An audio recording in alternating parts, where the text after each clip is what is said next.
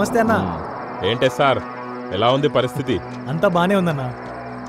ఏంటి మీ ఛానల్ ఎప్పుడు వాడినే కవర్ చేస్తూ రాస్తుంది? జనాలు చూసి నవ్వుకుంటున్నారన్న. ఓట్లన్నీ మనవే అన్నా. ఆ ఎన్ఆర్ఐ గాడికి టీ కాఫీలు ఇవ్వడం కూడా ఇష్టం లేదన్నా. చీప్ గాడు. ఓకే, ఏదైనా విషయం ఉంటే ఫోన్ చెయ్యి. థ్యాంక్స్. ఓకే.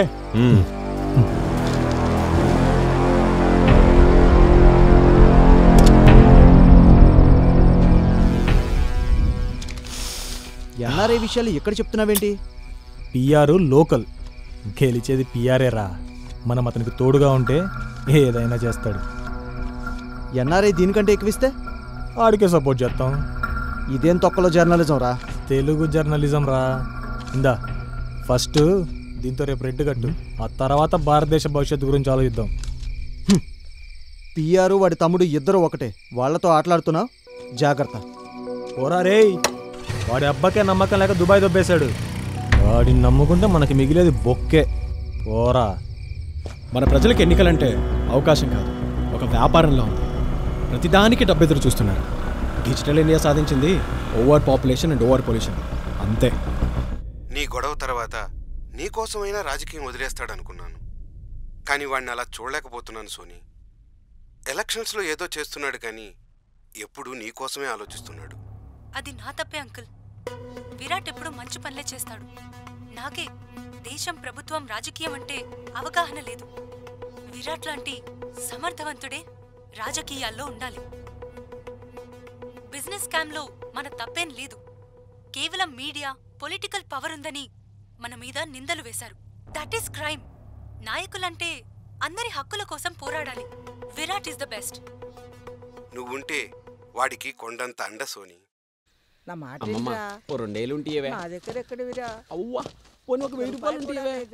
అల్లుడు వాళ్ళకిద్దాందా?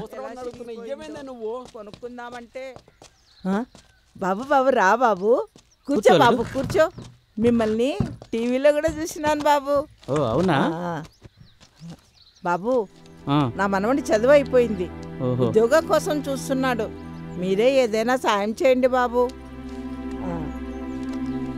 ముందు అందరికి చెప్పి ఓటేయించు, ఓకేనా బాబు? ఇడ్లీ తినండి బాబు.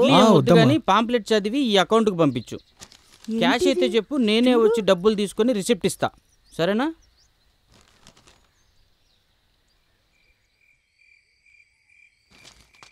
మీకు తెలుసుగా మా అల్లుడు ఇండిపెండెంట్గా పోటీ చేస్తున్నాడు. బాబు వీళ్ళందరూ మా ఊరోళ్ళు బాబు. నమస్తే. నమస్తే. పేపర్ ఇచ్చారు, అర్థం కావట్లేదు. మీకు అర్థమయ్యేటట్టు నేను ఇప్పుడు చెప్తాను, మీరందరూ నేను చెప్పేది జాగ్రత్తగా వినండి. మీకు ఇప్పటి వరకు ఎంతోమంది ఎన్నో చెప్పేసి ఉంటారు. నమస్తే అండి. హలో, కూర్చోండి అమ్మా. కూర్చోండి. కూర్చోమ్మా. అల్లుడు సోనీ వచ్చిందంట, నేను వెళ్ళి తీసుకొని వస్తాను. సరే మామ, నేను వీళ్ళతో మాట్లాడుతుంటాను, తీసుకొచ్చేసి.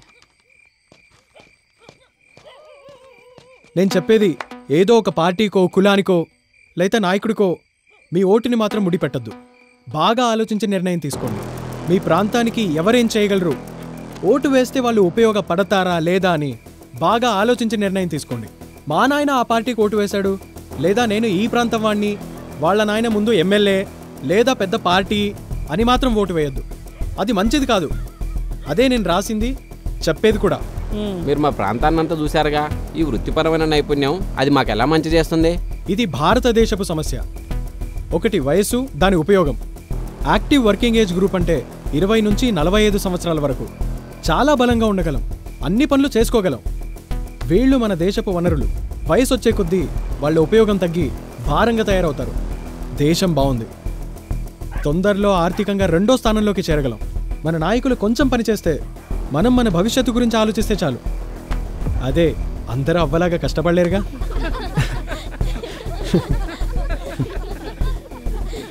కానీ మీరు ఎమ్మెల్యే కాకపోయినా ఈ ట్రైనింగ్ ప్రోగ్రామ్ చేస్తా అన్నారు.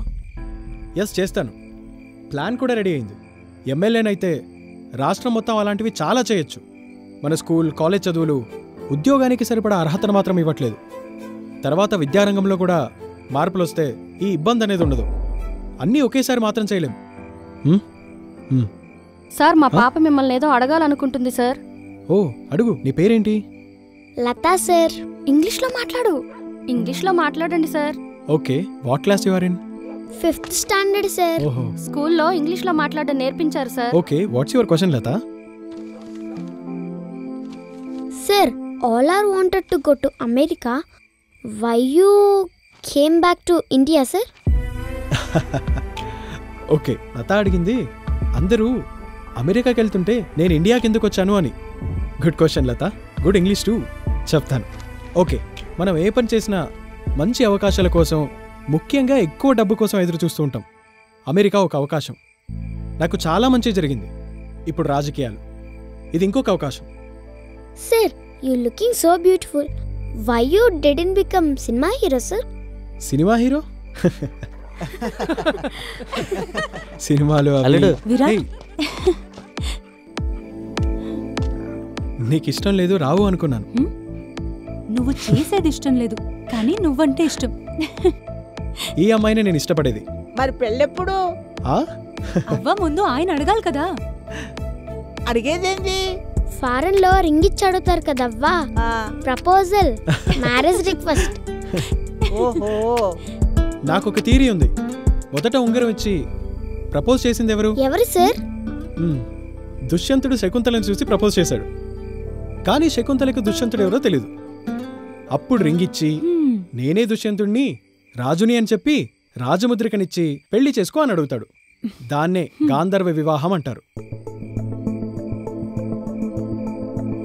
నన్ను పెళ్లి చేసుకుంటావా? ఎస్.